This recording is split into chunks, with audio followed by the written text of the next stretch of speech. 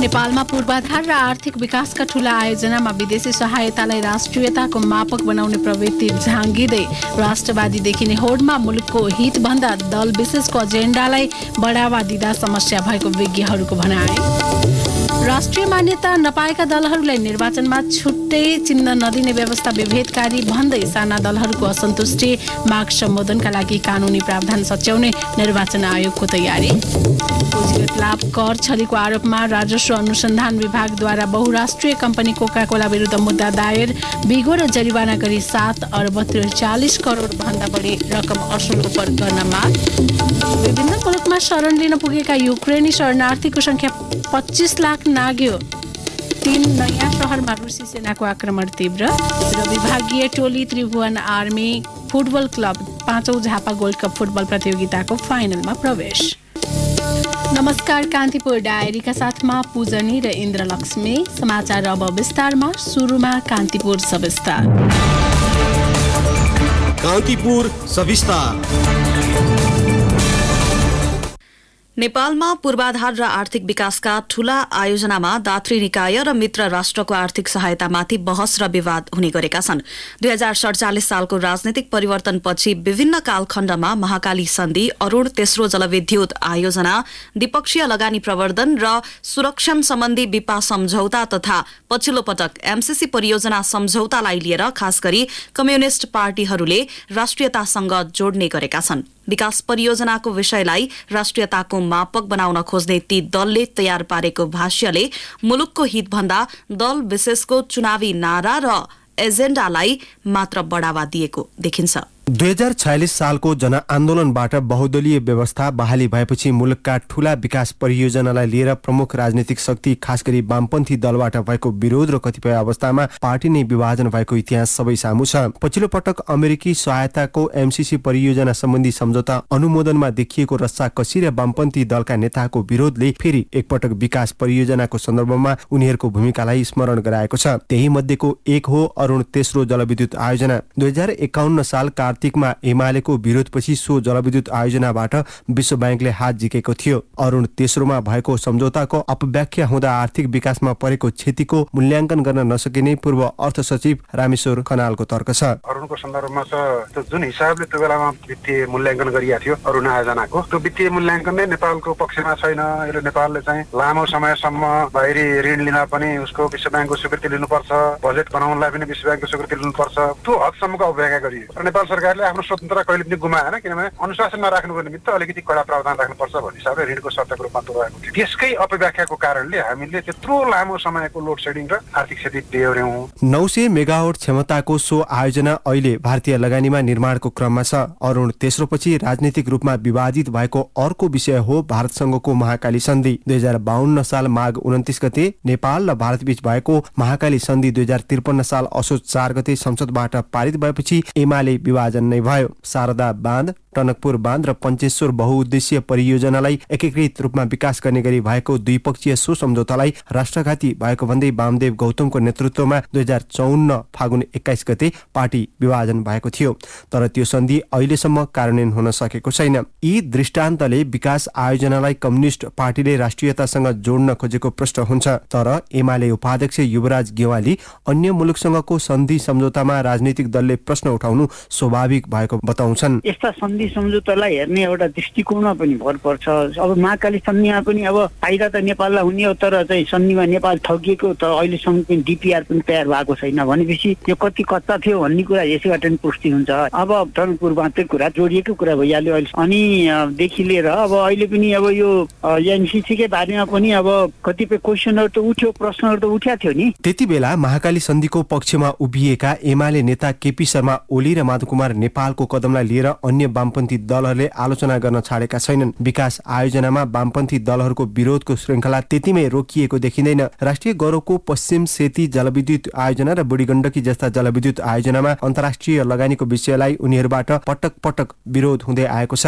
पश्चिम सेतीका सम्बन्धमा अस्ट्रेलियाको कम्पनी स्मेकसँग सम्झौता भएकोमा पछि सरकारले सम्झौता रद्द गर्न बाध्य हुनु पर्यो। नेपालको राष्ट्रिय गौरवको पश्चिम सेती जलविद्युत आयोजना झण्डै 2 दशकदेखि अन्यलमा पर्दै आएको छ। बुढी गण्डकीमा पनि चिनिया कम्पनी गेजुवाको विषयमा विवाद कायमै छ। नेपालले अन्य मुलुकसँग गर्ने द्विपक्षीय लगानी सम्बन्धी सम्झौता बिप्पामा समेत वामपन्थी दलबाटै सबैभन्दा धेरै विरोध भएका छन्। तत्कालीन प्रधानमन्त्री डाक्टर बाबुराम भट्टराईले भारतसँग बिप्पा सम्झौता गर्दा सबैभन्दा बढी विरोध एमालेबाट भएको थियो। उसले त्यसलाई राष्ट्रवादको नारासँग जोडेको थियो। राजनीतिक दलहरूले सस्तो लोकप्रियता र चुनावी मसलाका लागि सम्झौतामा अपव्याख्या गर्ने गरेको अर्थविद डाक्टर अच्युत वाग्लेको बुझाइ छ। त्यो चाहिँ खास गरी उग्र राष्ट्रवादी राजनीति गर्ने, तथ्य तथ्याङ्कहरू नहेर्ने, सन्धि सम्झौताहरू नपढ्ने र अहिले आउँदाखेरि चाहिँ नि त्यो रणनीतिक प्रतिस्पर्धाका हतियार नेपालका केही नेताहरू भए त्यसमा अब आफ्नो राजनीतिक स्वार्थ पनि देखिने, राष्ट्रवादी पनि देखिन पाइने भन्ने एक खालको भ्रम रहिरह्यो। कुनै पनि मुलुकमा आर्थिक कार्यसूचीका विषयमा सबै राजनीतिक दलको सहमति हुन्छ। नेपालको हकमा भने यस्तो हुन सकेको छैन। राज्यको संस्थागत निर्णय नहुँदै राजनीतिक नेतृत्वले छिटो प्रतिक्रिया जनाउँदा समस्या भएको विश्लेषक मुमाराम खनालको तर्क छ।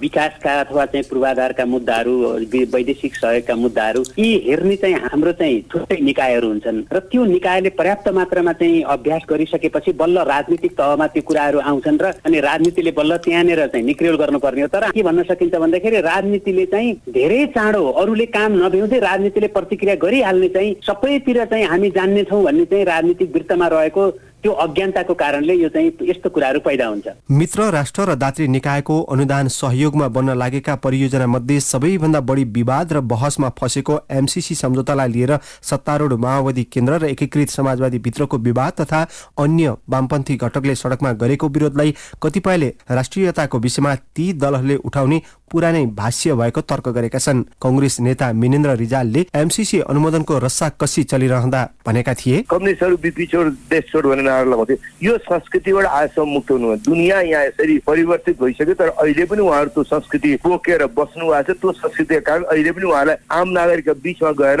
अमेरिकी साम्राज्यवादी अमेरिकाको सहायता लिन उचित हुन्छ भनेर बोल्ने उहाँहरूसँग हिम्मत नभएको। राजनीतिक अस्थिरताका कारण मुलुकले समृद्धि र विकासको गति अघि बढाउन नसकेको भन्दै आलोचना हुँदै आएकोमा संविधान जारी भएपछि स्थायित्वको अपेक्षा गरिएको थियो। तर हरेक जसो विकास आयोजनाको विरोध र आलोचना गर्ने सनातनी परम्पराले विकास प्रक्रियालाई अवरुद्ध गर्दै आएको छ।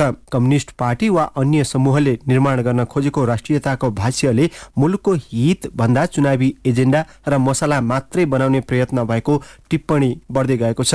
त्यसैले भन्ने गरिएको छ, नेपालमा राष्ट्रियताको नारा कहिले कोशी र गण्डकमा त कहिले महाकाली, अरुण तेस्रो अनि अहिले आएर एमसीसी सम्झौतामा पोखिएको छ। रेडियो कान्तिपुरका लागि अनिल बोगटीका साथमा अनिल परियार। कान्तिपुर सविस्तार।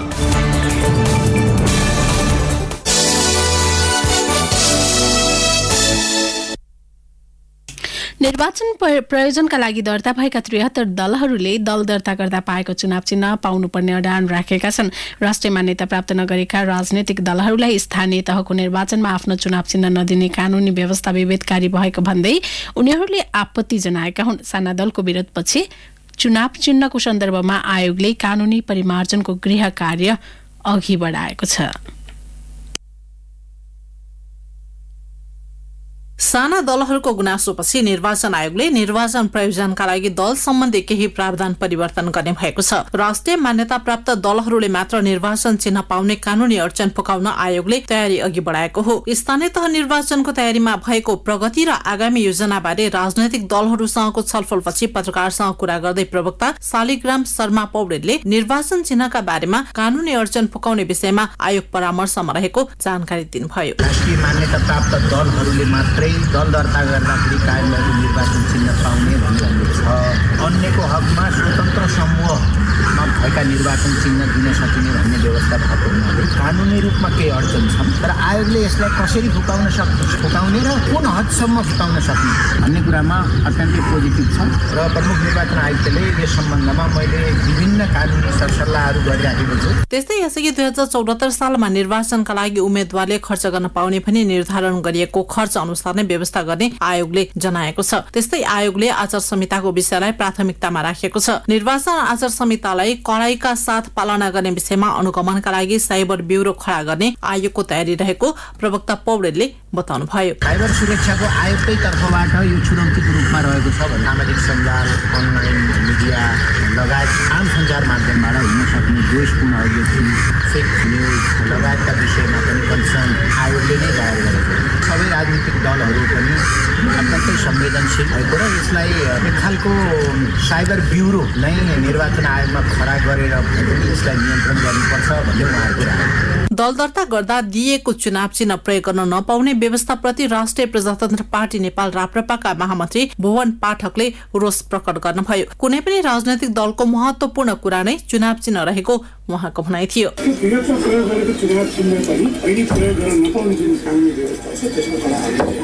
यदि हाम्रो चुनाव चिन्ह प्रयोग गर्न नपाइने हो भने एउटा आपत्ति हुन्छ। हामीले अन्यहरूको पार्लियामेन्टबाट यो स्थापित गर्नुपर्ने। बहुजन शक्ति पार्टीका अध्यक्ष एवं पूर्व मन्त्री विश्वेन्द्र पासवानले केही दललाई मात्र राष्ट्रिय दलको मान्यता दिएको भन्दै आपत्ति जनाउनु भयो। उहाँले भन्नुभयो, ठूला दलका नेताहरूले दुईटा कुरा राख्नु हो। 6 दलमा पनि 4वटा दल मात्रै राष्ट्रिय दल हो, अरू सबै राष्ट्रिय दल होइन भन्ने भन्नुभयो। 4वटा दल चाहिँ राष्ट्रिय हुने, अरू सब चाहिँ अराष्ट्रिय हुने, त्यस्तो भन्न पाइन्छ। स्थानीय तह निर्वाचन ऐन 2073 को धारा 26 मा राष्ट्रिय मान्यता प्राप्त दलहरूले मात्रै दल दर्ता गर्दा कायम भएको निर्वाचन चिन्ह पाउने व्यवस्था छ। साना दलले छुट्टै चुनाव चिन्ह नपाउने र एउटै पार्टीका हरेक उम्मेद्वारले फरक फरक चिन्ह लिएर प्रतिस्पर्धा गर्नुपर्ने अवस्था छ। त्यही विषय नै सबैभन्दा बढी विवादमा परेको हो। संसदमा रहेका राष्ट्रिय मान्यता पाएका दलहरूको व्यवहारका कारण आफूलाई समस्या परेको उनीहरूको भनाइ छ। विवेकशील साझा पार्टीका प्रवक्ता शरद राज पाठक भन्नुहुन्छ, संसदमा रहेका राष्ट्रिय मान्यता प्राप्त गरेका भएका राजनीतिक दलहरूले यस्तो किसिमको सिन्डिकेट लागू गरिदिनु भएको छ कि नयाँ राजनीतिक दल अगाडि आउनै नदिने, तपाईँको बाधारहित ढङ्गले नयाँ दल, नयाँ राजनीतिक पात्र, तपाईँको स्वतन्त्रतापूर्वक छनौट गर्न पाउने नागरिकको नैसर्गिक अधिकार जुन छ त्यसलाई यो वा त्यो बाहनामा सम्कुचन गरिरहने जुन उहाँले अभ्यास गर्नु भएको छ र उही अविकास, उही कुशासन, उही भ्रष्टाचारको त्यो जुन खालको दुष्चक्र सृजना गर्नु भएको छ दशकौंदेखि, त्यसैलाई निरन्तरता दिइरहने प्रपञ्च अन्तर्गत यो सबै गरिएको छ। यस विरुद्ध हामी राष्ट्रिय मान्यता प्राप्त नगरेका राजनीतिक दलहरूले आगामी वैशाख 30 गते हुने आसन्न स्थानीय तह निर्वाचनका लागि आयोगले ऋषि कटेल नेतृत्वको नेकपा बाहेक 79 दललाई मान्यता दिएको छ। 2074 सालको स्थानीय तह निर्वाचनमा 80 दलले दल दर्ताका लागि निवेदन दिएकामा 57 दलले भाग लिएका थिए। दल विशेषको चुनाव चिन्ह लिएर प्रतिस्पर्धा गर्न पाउने अधिकार कुण्ठित भएको भन्दै साना पार्टीले उठाएका मुद्दा समाधान भएमा निर्वाचनप्रति सबैको अपनत्व बढ्ने अपेक्षा गरिएको छ। रेडियो कान्तिपुरका लागि पार्वता चौधरी। कान्तिपुर डायरीमा अब ब्रेकको पालो। पुँजीगत लाभ कर छलीको आरोपमा राजस्व अनुसन्धान विभागले बहुराष्ट्रिय कम्पनी कोकाकोला विरूद्ध मुद्दा दायर गरेको छ। 3 अर्ब 71 करोड़ 81,50,411 रुपैयाँ बराबर पुँजीगत लाभ कर छलीको आरोपमा विभागले आज उच्च अदालत पाटनमा बोटलर्स नेपाल लिमिटेड विरूद्ध मुद्दा दायर गरेको हो। 3 अर्ब 71 करोड़ 81,50,411 रुपैयाँ बराबरको बिगो र बिगोको 100% जरिवाना गरी 7 अर्ब 43 करोड़ 63,822 रुपैयाँ बोटलर्स नेपाल लिमिटेडबाट असुल ओपर गरिनुपर्ने विभागले दायर गरेको मुद्दामा उल्लेख छ। कोकाकोलाको स्वामित्व खरिद बिक्रीमा कर छली भएको विभागले जनाएको छ। नेपाल स्थित बोटलर्स नेपाल लिमिटेडमा अधिकांश शेयर स्वामित्व रहेको दुबई स्थित कम्पनी कोकाकोला सापको एसिया लिमिटेडको 100% शेयर कोकाकोला सापको आयरल्याण्ड स्थित युरोपियन रिफ्रेशमेन्टलाई बिक्री गर्दा राजस्व चुहावट भएको विभागले जनाएको छ। विभागले कम्पनीका अध्यक्ष, निर्देशक, प्रबन्ध निर्देशक र आर्थिक कारोबार तथा लेखा परीक्षक गरी 17 जनालाई प्रतिवादी बनाएको छ।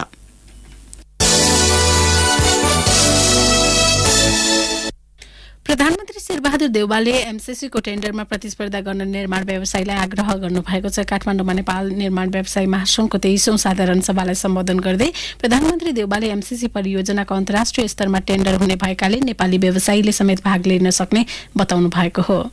एमसीसीको सम्बन्धमा कुरा उठ्दा के भन्न चाहन्छु भनेदेखिलाई अन्तर्राष्ट्रिय प्रतिस्पर्धा, ग्लोबल टेन्डर, ग्लोबल प्रतिस्पर्धा हुन्छ, बिडिङ हुन्छ। नेपालका उहाँले पनि हिम्मत गरे हुन्छ यो चाहिँ एमसीसीको बिडिङमा सफल हुनुहोस्। सबभन्दा बढी हामी खुसी हुनेछौँ नेपालले पाएको सन्दर्भमा चाहिँ अन्तर्राष्ट्रिय बिडिङ हुने हुनाले अमेरिकाले उसको बाध्यता छ अमेरिकन कानुनले अन्तर्राष्ट्रिय विधि गराउनुपर्ने हुनाले जहिले पनि संसारका जोसुकै मुलुकका पनि यसमा आउन सक्छ। चीनका होस्, भारतका हुन्, नेपालकै किन अरू हुन सक्छ। त्यसैले यसमा पनि तपाईँहरू ध्यान गर्ला भन्ने विश्वास दिनुपर्छ। मैले अमेरिकी कानूनले एमसीसीले अन्तर्राष्ट्रिय स्तरमा टेन्डर गर्नुपर्ने अवस्था रहेकाले यसमा जुनसुकै देशले प्रतिस्पर्धा गर्न सक्ने प्रधानमन्त्री देउवाको भनाइ थियो। प्रदेश एक सरकारले प्रदेश कृषि व्यवसाय प्रवर्धन अनुदान नियमावली 2078 ल्याएर जिल्लामा अनुदान वितरणको अधिकार प्रमुख जिल्ला अधिकारीलाई दिएको छ। जननिर्वाचित जिल्ला समन्वय समिति प्रमुखको अधिकार प्रमुख जिल्ला अधिकारीलाई दिएकोमा सत्तारूढ दल नै असन्तुष्ट बनेका छन्। नियमावलीमा कृषि व्यवसाय प्रवर्धन र कृषि कर्जामा ब्याज अनुदान वितरणका लागि जिल्ला स्तर अनुदान ग्राही छनौट समितिको संयोजकमा प्रमुख जिल्ला अधिकारी रहने व्यवस्था गरेको छ। कांग्रेसका नेता राजीव कोइरालाले जनप्रतिनिधिको अधिकार कटौती गरेर संघ मातहत रहेका प्रमुख जिल्ला अधिकारीलाई अधिकार दिनु उपयुक्त नभएको बताउनुभयो। प्रमुख प्रतिपक्षी एमालेका प्रदेश सांसद रामबहादुर मगरले प्रमुख जिल्ला अधिकारी प्रदेशको कर्मचारी नभई संघीय सरकार मातहतका कर्मचारी भएकाले प्रदेशको नियम कानून अनुसार अह्राउन नमिल्ने बताउनुभयो। गण्डकी प्रदेशका सांसदहरूले विपद जोखिमको पूर्व तयारी गर्न सरकारसँग माग गरेका छन्। प्रदेशसभाको आजको बैठकमा सांसदहरूले जोखिम न्यूनीकरणका लागि पूर्व तयारीको व्यवस्थापनमा लाग्नुपर्ने माग गरेका हुन्। प्रत्येक पालिकामा आवश्यक उपकरणसहित पूर्व तयारी थाल्न उनीहरूले प्रदेश सरकारलाई सुझाएका छन्।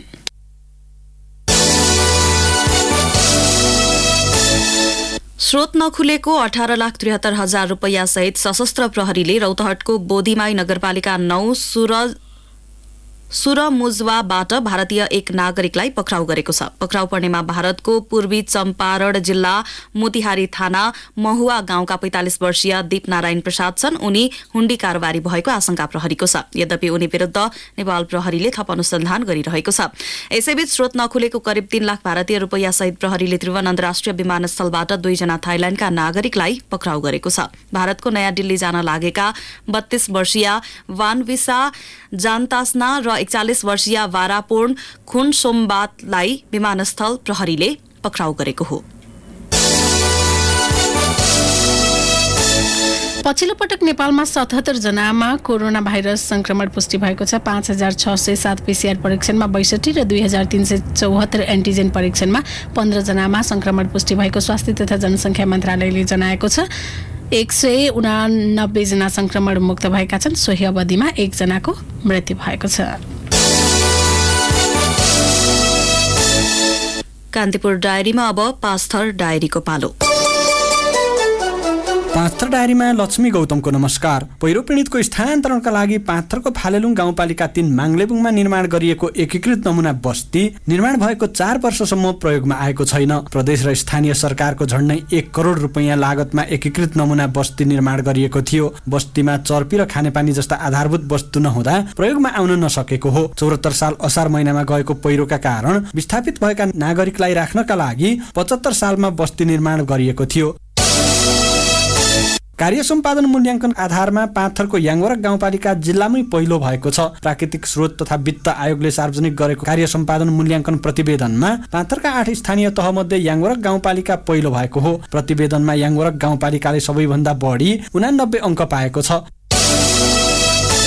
पाँचथरको मिक्लाजुङ गाउँपालिकाका 172 जना किसानलाई गाउँपालिकाले नगद पुरस्कार सहित सम्मान गरेको छ। गाउँपालिकाले आफ्नो 11औं गाउँसभाको अवसर पार्दै सो संख्यामा किसानलाई सम्मान सहित पुरस्कृत गरेको हो। कार्यक्रममा 40 मुरी भन्दा धेरै धान फलाउने 81 जना, 22 फुट लम्बाइ र 4 फुट उचाइ भएको थाङ्ग्राभरि मकै फलाउने 164 जना र 35 मन भन्दा धेरै आलु फलाउने 27 जना किसानलाई सामूहिक रूपमा सम्मान सहित पुरस्कृत गरिएको थियो। पाँचथरको फाल्गुनन्द गाउँपालिकालाई आवश्यक भौतिक पूर्वाधार निर्माण गर्न त्यहाँका नागरिकले 57 रोपनी जग्गा निशुल्क उपलब्ध गराएका छन्। उनीहरूले गाउँपालिकाको वडा नम्बर 5 घुर्बिसे पञ्चमी र याम्बा बुङ क्षेत्रमा जग्गा उपलब्ध गराएका हुन्। गाउँपालिकाले प्रशासकीय भवन र अन्य संरचना निर्माणका लागि जग्गा आवश्यक परेको भन्दै प्राप्तिका लागि सूचना गरेर सर्वसाधारणसँग माग गरेको थियो। हवस् त, पाँचथर डायरी अहिलेलाई सकियो। लक्ष्मी गौतम बिदा हुन्छु। नमस्कार।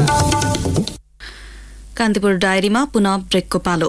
ब्रेकपछि अब आर्थिक प्रसङ्ग। चालू आर्थिक वर्षको 7 महिनामा मुलुकको शोधनान्तर स्थिति झण्डै 2.5 खर्ब रुपियाँ घाटामा गएको छ। राष्ट्र ब्याङ्कले आज सार्वजनिक गरेको वित्तीय विवरण अनुसार गत साउनदेखि माघसम्म भुक्तानी अवस्था अर्थात् शोधनान्तर स्थिति 2 खर्ब 47 अर्ब 3 करोडले घाटामा पुगेको हो। अघिल्लो वर्षको सोही अवधिमा शोधनान्तर स्थिति 97 अर्ब 36 करोडले बचतमा रहेको थियो। 7 महिनामा देशको चालू खाता 4 खर्ब 13 अर्ब 86 करोडले घाटामा रहेको राष्ट्र ब्याङ्कले जनाएको छ। अघिल्लो वर्षको सोही अवधिमा चालू खाता 1 खर्ब 4 अर्ब 39 करोडले घाटामा रहेको थियो। यस्तै चालू आर्थिक वर्षको 7 महिनामा गत वर्षको सोही अवधिको तुलनामा रेमिट्यान्स आप्रवाह 4.9%ले कमी आएको छ। यस्तै चालू आर्थिक वर्षको 7 महिनामै मुलुकको विदेशी मुद्रा सञ्चित अमेरिकी डलरमा 17%ले घटेको छ। राष्ट्र ब्याङ्कले आज सार्वजनिक गरेको तथ्याङ्क अनुसार गत असार मसान्तमा यस्तो सञ्चित 11 अर्ब 75 करोड अमेरिकी डलर रहेकोमा माघ मसान्तमा 17%ले कमी आई 9 अर्ब 75 करोड कायम भएको हो। कुल विदेशी विनिमय सञ्चितमध्ये नेपाल राष्ट्र ब्याङ्कमा 10 खर्ब 24 अर्ब 63 करोड रुपियाँ छ। राष्ट्र ब्याङ्कको सञ्चित 7 महिनामा 7.7%ले घटेको हो। कान्तिपुर डायरीमा अब अन्तर्राष्ट्रिय प्रसङ्ग। संयुक्त राष्ट्र संघका शरणार्थी सम्बन्धी प्रमुख फिलिपो ग्रान्डीले विभिन्न मुलुकमा गरी युक्रेनी शरणार्थीको संख्या 25 लाख पुगेको बताउनु भएको छ। युक्रेनको छिमेकी मुलुकमा पुगेका मध्ये झण्डै 1,16,000 तेस्रो देशका नागरिकहरू रहेको ग्रान्डीलाई उद्धृत गर्दै बीबीसीले जनाएको छ। ग्रान्डीका अनुसार युक्रेनभित्रै रहेका अन्य 20 लाख मानिस विस्थापित भएका छन्। उनीहरू सुरक्षित बहिर्गमनको प्रतीक्षामा रहेको ग्रान्डीले बताउनुभयो। यसैबीच रुसी सेनाले युक्रेनको 3 नयाँ शहरमा आक्रमण तीव्र पारेको छ। युक्रेनी सञ्चार माध्यमहरूले उत्तर पश्चिममा रहेको लुट्स र मध्यपूर्वमा रहेको निप्रो शहरमा विस्फोटहरू भएको बताएका छन्। यस्तै रुसी रक्षा मन्त्रालयले लुट्स र अर्को पश्चिमी शहर इभानो फ्रान्किभिक्समाथि आक्रमण गरेको पुष्टि गरेको छ। अब खेल प्रसङ्ग। विभागीय टोली त्रिभुवन आर्मी फुटबल क्लब 5औं झापा गोल्ड कप फुटबल प्रतियोगिताको फाइनलमा प्रवेश गरेको छ। बिर्ता मोड स्थित डोमालाल राजवंशी रंगशालामा भएको सेमिफाइनलमा साधबाट युथ क्लबलाई 4-1 गोल अन्तरले हराउँदै आर्मी फाइनलमा प्रवेश गरेको हो। आर्मीको जितमा टेकबहादुर बुढाटोकीले 2 तथा सुमन अर्याल र सन्तोष तमाङले समान 1-1 गोल गरे। साधबाटाका दीपक राज सिंह ठकुरीले 1 गोल फर्काए। भोलि दोस्रो सेमिफाइनलमा घरेलु टोली झापा 11 फुटबल क्लब र सङ्कटा क्लब बीच प्रतिस्पर्धा हुनेछ।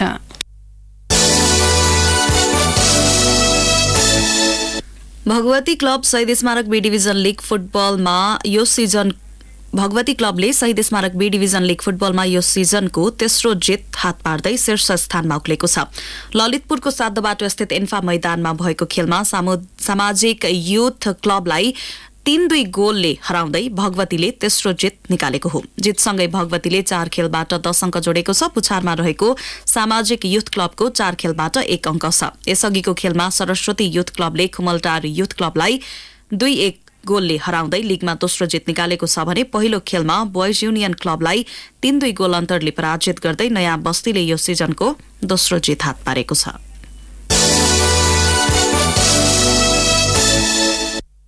आईसीसी विश्वकप लीग 2 को तयारीमा रहेको नेपाली राष्ट्रिय क्रिकेट टोली अन्तिम अभ्यास खेलमा श्रीलङ्का संयुक्त 11 सँग 92 रनले पराजित भएको छ। 233 रनको लक्ष्य पछ्याएको नेपाल 35.2 ओभरमा अल आउट हुँदै 140 रनमा समेटियो।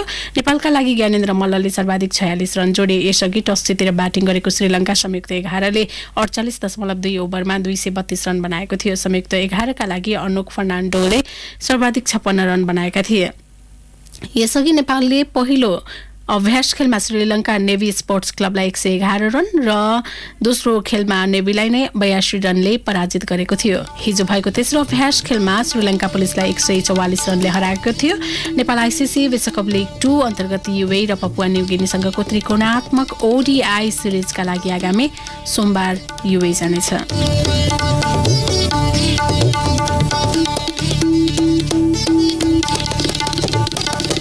अन्त्यमा यस बुलेटिनका प्रमुख प्रसङ्ग फेरि एकपटक। नेपालमा पूर्वाधार र आर्थिक विकासका ठूला आयोजनामा विदेशी सहायतालाई राष्ट्रियताको मापक बनाउने प्रवृत्ति झाँगिँदै राष्ट्रवादी देखिने होडमा मुलुकको हितभन्दा दल विशेषको एजेन्डालाई बढावा दिँदा समस्या भएको विज्ञहरूको भनाई। राष्ट्रिय मान्यता नपाएका दलहरूलाई निर्वाचनमा छुट्टै चिन्ह नदिने व्यवस्था विभेदकारी भन्दै साना दलहरूको असन्तुष्टि। माग सम्बोधनका लागि कानूनी प्रावधान सच्याउने निर्वाचन आयोगको तयारी। पुँजीगत लाभ कर छलेको आरोपमा राजस्व परराष्ट्र अनुसन्धान विभागद्वारा बहुराष्ट्रिय कम्पनी कोका कोला विरुद्ध मुद्दा दायर, बिगो र जरिवाना गरी 7 अर्ब 43 करोड भन्दा बढी रकम असुल उपर गर्न माग। विभिन्न मुलुकमा शरण लिन पुगेका युक्रेनी शरणार्थीको संख्या 25 लाख पुग्यो। 3 नयाँ शहरमा रुसी सेनाको आक्रमण तीव्र र विभागीय टोली त्रिभुवन आर्मी फुटबल क्लब 5औं झापा गोल्ड कप फुटबल प्रतियोगिताको फाइनलमा। हौस् नै प्रसङ्गसँगै कान्तिपुर डायरीका आजका हाम्रा सम्पूर्ण बुलेटिन यही सकिएका छन्। भोलि बिहान नियमित बुलेटिनका साथमा उपस्थित हुनेछौँ। तबसम्मलाई पूजनी र इन्द्रलक्ष्मी बिदा हुन्छौँ। नमस्कार, शुभरात्रि।